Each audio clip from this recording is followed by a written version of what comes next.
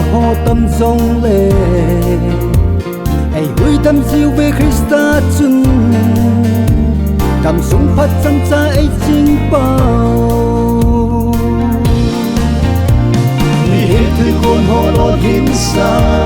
và thiên ai tâm na hin khô ho pakaya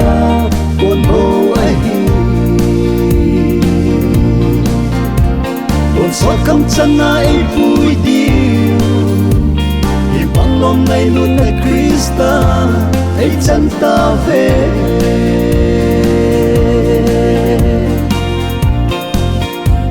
ôi mà khăn tung này lâu ba ca na mi khô tô na này có mùi ngày lút thì sân in sung khát bông ai làm cái điều Christa nang bồ thứ con ho lo hin sa và thiên ai tâm na hin khô ho pakaya con ho ai con xóa cắm chân ai vui điêu thì bằng lòng ngày luôn là Christa ấy chân ta về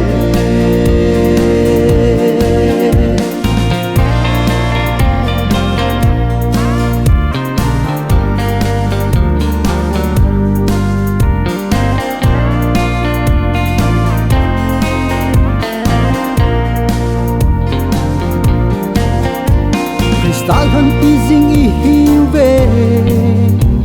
y hiu khô dâu siêu pakaya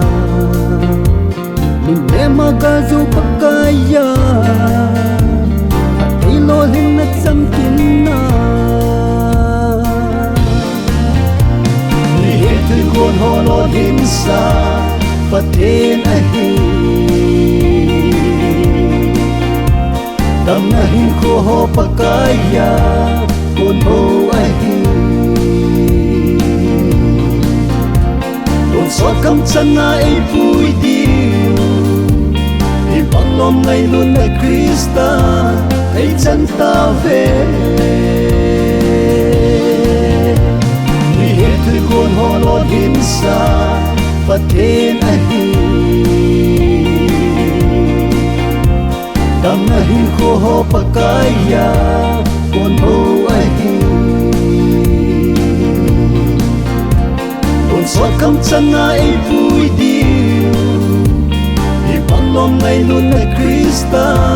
ấy chân ta về